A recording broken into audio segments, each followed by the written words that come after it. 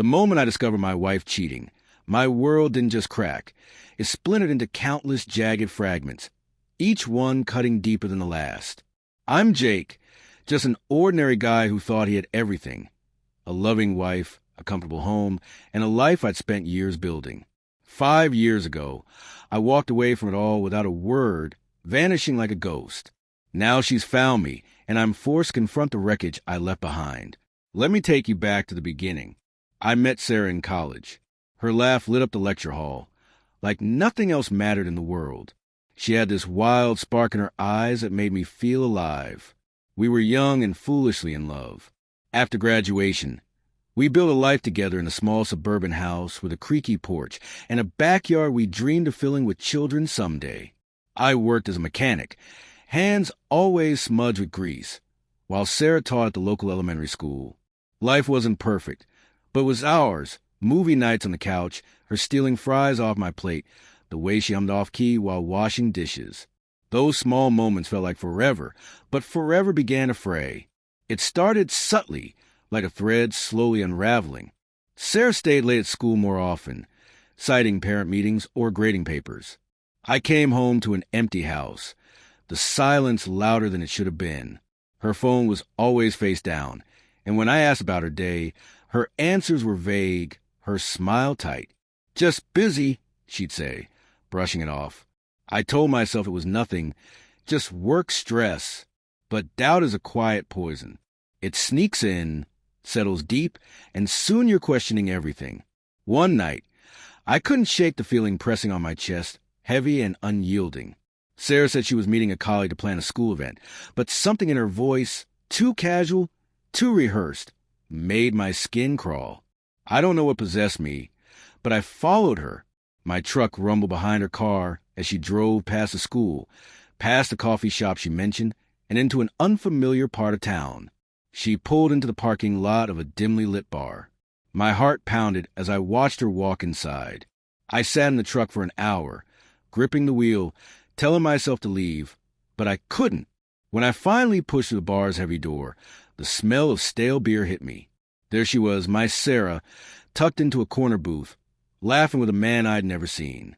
His hand rested on hers, their faces too close, her eyes sparkling the way they hadn't with me for months. My stomach twisted, and for a moment, I couldn't breathe. I didn't confront her. I just stood there, invisible, watching my life fall apart. Back home, I sat in darkness, replaying every memory of our marriage. Was it me? Was I not enough? The questions clawed at me, but nothing hurt more than the sound of her laughter. So carefree with him, so unlike the forced smile she'd given me. When she came home, smelling faintly of his cologne, I couldn't hold it in. "Sarah," I said, voice low and trembling. "Where were you tonight?" She froze, her purse still in hand. "I told you I was with Lisa, planning the spring fair," she said. "Don't lie to me." The words came sharper than I intended. Her eyes widened. "I saw you at the bar with him." Her face crumpled, not with guilt, but with defiance. "You followed me?" she snapped. "You don't trust me?" "How could I?" I shouted, voice breaking. "You were with another man." Sarah, laughing, touching him like I didn't exist. She didn't deny it. She just stood there, lips pressed tight, eyes glistening. "Jake, I didn't mean for it to happen," she finally whispered. "It was a mistake. I was lonely, and you were always working." I cut her off, chest heaving. "Don't make this my fault." I wanted to scream, beg her to take it back, make it untrue. But the truth was raw, ugly, and undeniable, tearing us apart. I didn't sleep that night. By morning, I'd made up my mind. I couldn't stay in a house that felt like a lie, in a life that no longer belonged to me. I packed a bag, left my wedding ring on the kitchen counter, and walked out. No note, no goodbye, just silence. I drove across the country, from Ohio to a small coastal town in Oregon, where no one knew my name.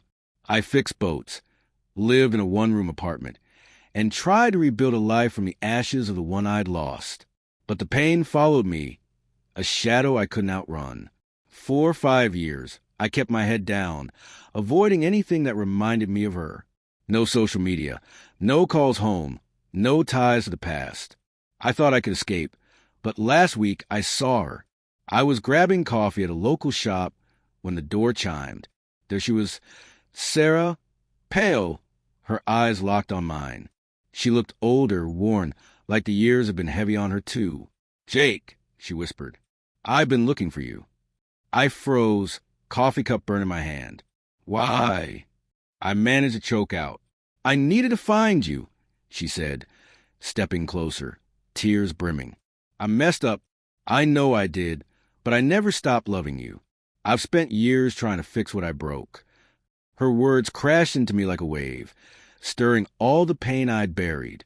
Part of me wanted to believe her, to fall back into the life we had. But the part that still bore the sting of betrayal knew I couldn't. "You don't get to do this," I said, voice steady despite the ache in my chest. "You don't get to show up and rewrite the story.